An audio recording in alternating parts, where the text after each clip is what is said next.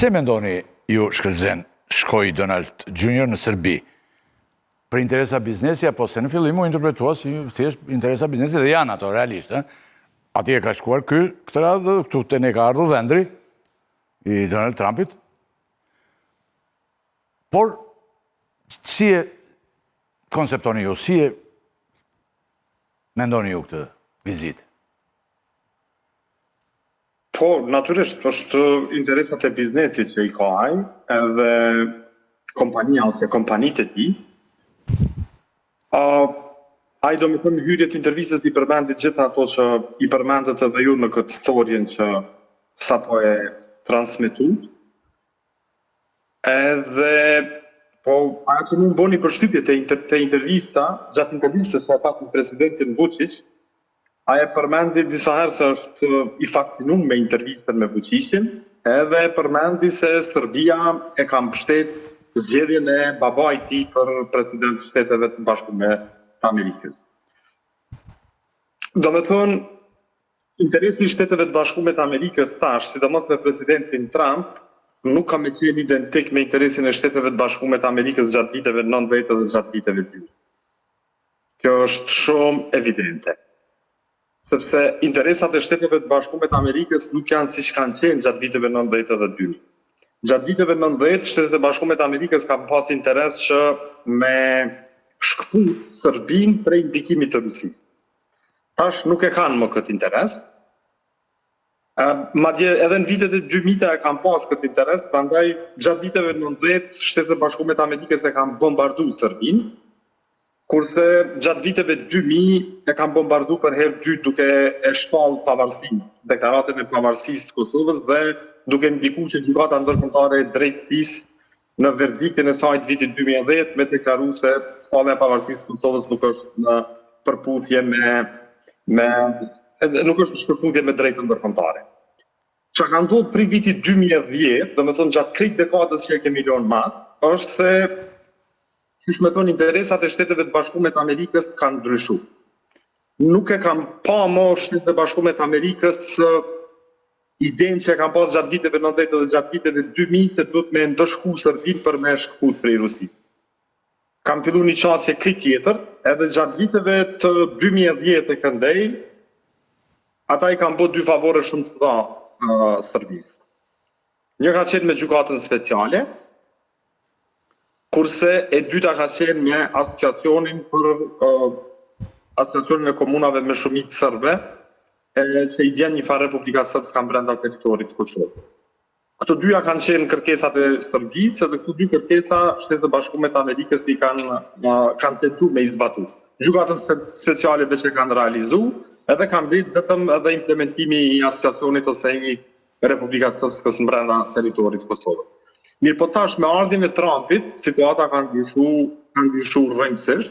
Ajo është një politikan krejt i paparashikueshëm, edhe kështu ka qenë edhe në mandatin e parë dorën zemër, po sidomos tash është totalisht i paparashikueshëm edhe për këtë edhe shumë psikolog, antar të shoqatës së psikologëve të Shteteve të Bashkuara të Amerikës vitin 2017 e kanë paralajmëruar opinionin publik amerikan por edhe atë botëror se kemi të bëjmë me një politikan i cili ka instabilitet psikosomatik.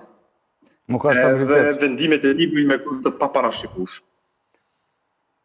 Atë shoqata e psikologëve të Shteteve të Bashkuara të Amerikës pas kërku falje sepse e thyni rregull etik të vetin, sipas cilit nuk paraqëhet psikolog me dalë publikisht edhe me deklaru për gjendjen psikosomatike të një personi, mirë po me qenë se ky person ka pasur një pozitë shumë të rëndësishme sikur që është pozita e presidentit të Shtetit të Bashkuara të Amerikës, ata janë detyruar me bëu një deklaratë të tillë. Kështu që nuk përjashtohet absolutisht asgjë në Trumpin. Nëse para 2 muajve kishim me bisedu bashkë, unë edhe ju për presidentin Trump, edhe nëse unë kisha më ju thonë juve që ai e mbyll zërin e Amerikës, e mbyll Radion Evropa e Lirë, i mbyll programet e USAID-it, ose ju kishim më thonë mu kështu, nuk do ta besoj. Jeni të shku shumë larg tash. Nuk e besoj që e bën Trumpi këto me mbyll zërin e Amerikës, me mbyll Radion Evropa e Lirë, ose me mbyll programet e USAID-it, ose të NED-it, ose kështu me radhë. është një politikan i paparashkueshëm që nuk isha çudit as pak nëse presidenti Trump kish me mbështetjet e maha në Serbinë, edhe kish me dalë ndoshta edhe me thonë që Kosova dhe Serbia merren vesh, duhet të ndonë territori i Kosovës, ose veriu i Kosovës do të futet në kontrollin e Serbisë e kështu me radhë. Shkëllëzen, pse mendoni ju se thot Donald Trump Jr. tani këtë gjë dhe çfarë rëndësie ka kjo deklaratë? A rrezikon tani Kosova vërtet? Donald Trump e thotë sepse Donald Trump Jr. ka interesa biznesore.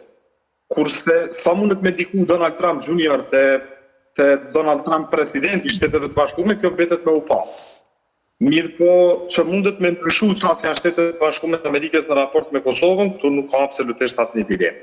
Qa duhet me bojë institucionet e Kosovës, na nuk kemi pas një reagim prej liderëve kryesor politik të Kosovës, po as prej ambasadorëve të Kosovës, për shembull ambasadorit të Shteteve të Kosovës. Dhe ne nënvizuam dhe asnjë lider shqiptar. Absolutisht. Edi Rama që flet për gjithçka, nuk lë gjë pas në gojë, Sali Berisha që flet edhe për pezhishkat, ku shfaqen. Çfarë fjale? Po, ama as presidenti i Kosovës, as kryeministri i Kosovës, as kryeparlamentari i Kosovës, as ministri i punëve të jashtme të Kosovës, as ambasadori i Kosovës së Shtetit Bashkuar të Amerikës nuk reaguan. E kishte më qenë shumë mirë që Donald Trump Jr. me i bë me dije që konflikti në Kosovë në vitin 1990 nuk ka nisë për shkak se ka eskaluar situata, po për shkak se shteti i Serbisë prej vitit 1999 kur është suprimuar të shteti autonomia e Kosovës, e deri në vitin 1998 ka kryer apartheid dhe segregacion në Kosovë. Kurse në vitin 98-99 ka kryer masakra, ka kryer krije të tmerrshme, ka kryer përdhunime. Mos harroni, është mirë me i përkushtuar ndoshta për shkak se edhe opinioni këtu, po sidomos atje në Shqipëri, shumë pak ka parasysh. Këtu ndra gati 10.000 civil pafshëm shqiptarë. Edhe tribunali penal ndërkombëtar për krime të Jugosllavi nëse li në Hagë të mlumë vitin 1993 për thonë se shteti i Serbisë, ushtria e Jugosllavisë, policia e Serbisë i ka vrarë këta 10.000 të Kosovës që kanë qenë shqiptarë. Mos harroni, janë sipas Human Rights Watch gati 20 migrantë për të numër të luftës në Kosovë. 1 milion njerëz sipas UNHCR, UNHCR.